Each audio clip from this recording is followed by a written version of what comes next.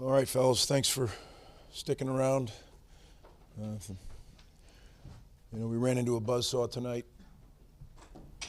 Not acceptable by our team. And I got a lot that I got to think about, a lot that I got to do. As the head coach of this program, it's my responsibility, and I'm very disappointed. Very good football team, Oregon. There's no doubt about it, and they play with a heck of an edge. We didn't, and that's really what wasn't for a lack of effort. It just wasn't. It was not execution, and that falls back on the coach. So we will get it fixed. We got 6 days to do it. Questions? Greg, as a defensive coach, 750 total yards for Oregon, 415 rushing yards for Oregon. Are you embarrassed by those numbers? Embarrassed is a tough word, Steve. Embarrassed would be if you didn't have guys and players and coaches that are working their tail off. I'm very disappointed in those numbers. I would agree with you. 750 is a huge number, one that I've never, I can't say I've never seen it, but I don't remember it ever. So, yeah, we have to, again, I have to take a hard look at everything, everyone, and 40 minutes after the game is not the time to take a look at it. I'll have to have some tough nights and days here and figure out what we need to do. What's your message to fans after that game? Yeah, it was funny. Before I come up here, I meet with Jimmy and some staff members, just always to gather my head, right? And when you apologize for something, that means you didn't do the very best you could.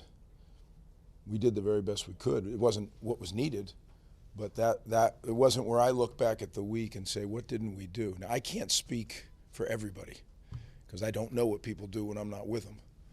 But I felt like they worked their tail off this week. Everybody, staff, players. Sometimes this happens. 750, that doesn't happen. We got to figure that out. You talked about getting this fixed in 6 days. Can this defense get fixed? It just seems like every week it's getting worse and giving up bigger numbers. Does that fix come with a changing staff or changing who plays or a change? Yeah, like I said, 40 minutes after the game is not the time to make critical decisions, right? I will do that. I will think about it. Been here before.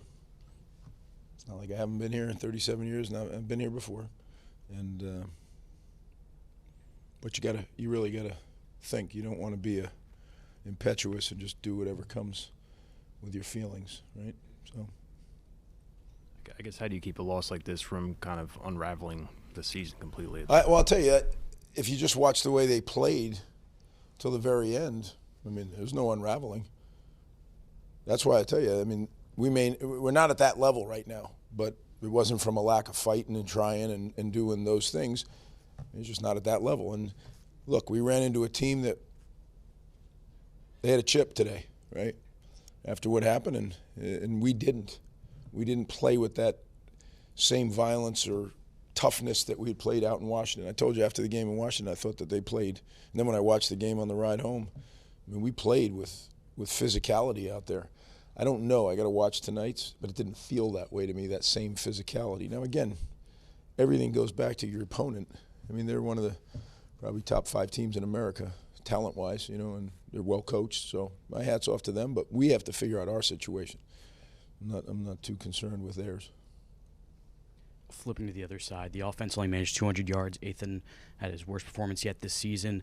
The offense, for the first time this season, didn't get off to that fast start that it's gotten off to. I guess what attributed to that, and how do you regroup and fix that going into next week? Yeah, those are all questions that will be worked on, Heck, if I knew it this fast, I would have fixed it during the game, right? And I don't mean that flippantly.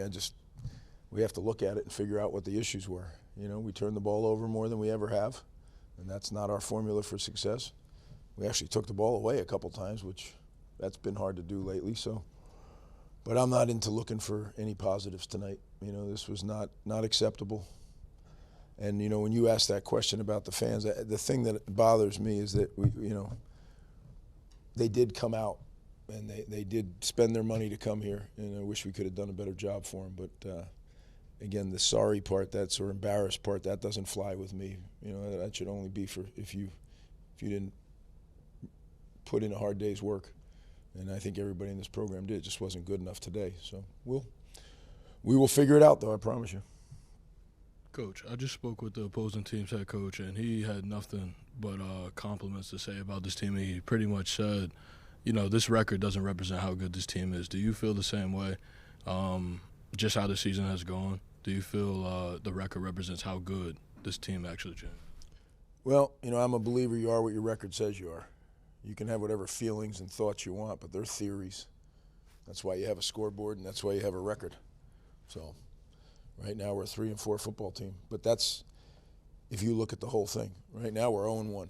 You know, we take it, we put everything we got into each week. So I look at it every week as this is the Oregon season, and we put everything we had into the Oregon season, and we're 0-1. But tomorrow we'll review it, and then we got to flush it because now we're on to the Purdue season. And if you don't do that, guys, then it does. Then it can, what was the word you used? Unravel. You know, I think one thing we've been able to do around here is keep it. This is a different season, and we're going to go after it this week, and that's what we'll do. And only those that show me that that's truly what they're doing will get the chance to go coach or play. I mean, you know, I got to look at everything. So, but starts looking at me because I'm the leader, and I didn't get it done tonight. Ian didn't play in the second half. What is he dealing with, and are you concerned long-term? Yeah, you know I'm not going to talk about injuries, but he had something that we felt was significant enough not to go back. He tried, and the reality is, heck, if it was a 7-point ball game, would he have kept playing? Who knows? I don't know if it's what level it is yet. He would have tried. We tried, and it wasn't where he could play, and I didn't want to get him hurt worse. That's oftentimes what happens. If you can't play at full speed, then you take a shot. And you know, the game at halftime was out of hand. So, yeah. All right, guys. Again, thank you for covering us. Appreciate you sticking around.